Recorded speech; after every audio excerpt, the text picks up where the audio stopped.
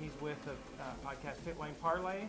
If you're not listening to Pitlane Parley, you need to start right now because it's the best source of anything related to IndyCar. They've got news and notes of who's signing with who, the rumor mill, silly season. So what kind of stuff do you have in store? Plenty of interviews. Last year we did Joseph Newgarden, Alex Rossi's engineer, Jeremy Millis, Ed Jones, Santino Ferrucci. Probably more that I'm forgetting, and sorry to anybody who I forgot. Oh, Jay Fry, obviously. This year, in addition to our weekly show, we're going to be doing something kind of cool. It's going to be called the Pitlane Parley Experience with Harding Steinbrenner Racing. So we're going to essentially follow them around, interview maybe a crew member or Colton Herta or team owner throughout. Each weekend will be somebody different, and then it'll wrap up with this is how Colton did. We'll probably be doing some live shows at the tracks, in addition to that, and then our weekly show. So lots coming up this year. It's going to be a busy year. I understand this is your first time not only at Circuit of the Americas, but first time in Texas. So what's your first impression of this track? It's beautiful. I mean, just looking out at the front stretch here.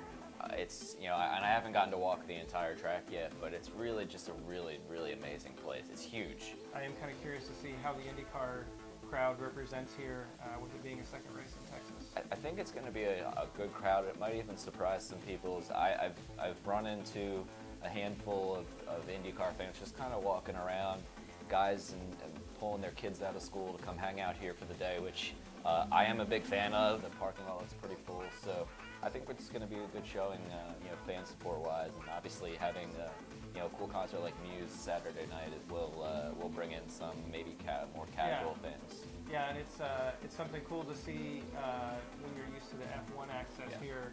When you see how up close you can get with IndyCar, it's a different experience. Yeah, it's a whole different world, and I've never been to an F1 race purely because it's so expensive.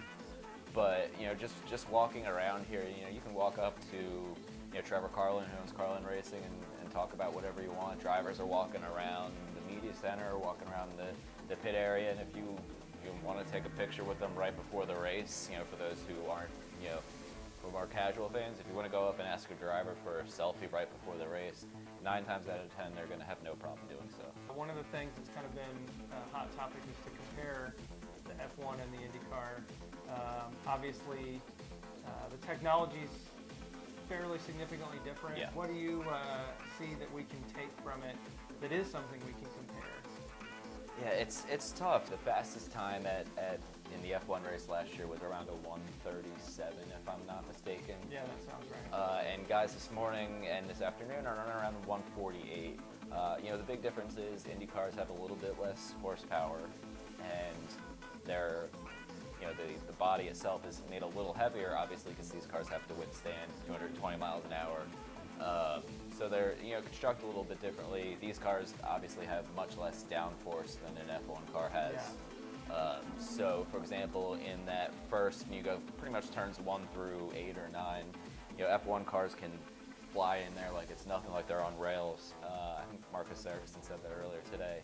Where IndyCar, it's kind of sliding around a little bit because they don't have that downforce. So naturally, you're going to lose a little bit of time because of that, but not as much as originally thought. I thought it would be 15 or so seconds slower, but it's looking to be 8 to 10 seconds slower, I would think. Not too bad. When we came in here to record, Alexander Rossi was on top of the chart. That doesn't surprise you at all, I'm going to guess.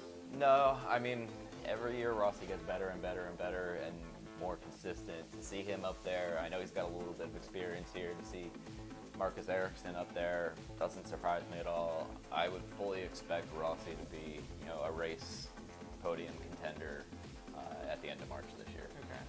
Were there any surprises you did see on the speed chart today so far? It's tough to say since it's day one, and some teams, we saw Penske at the bottom of the charts this morning for the most part, but who knows what kind of program they were running. It was great to see Colton Herta for Harding Steinbrenner up top this morning.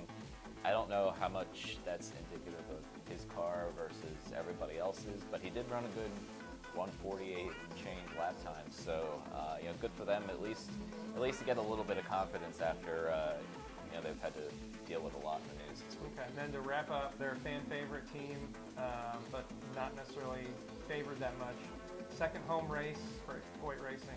Is there any signs of optimism to turn it around from the way last year ended? Yeah, I mean, I really hope so. You know, when my dad was growing up, he was a big AJ Foyt fan and still roots for Foyt Racing every weekend. So I kind of root for them because my dad's rooting for them.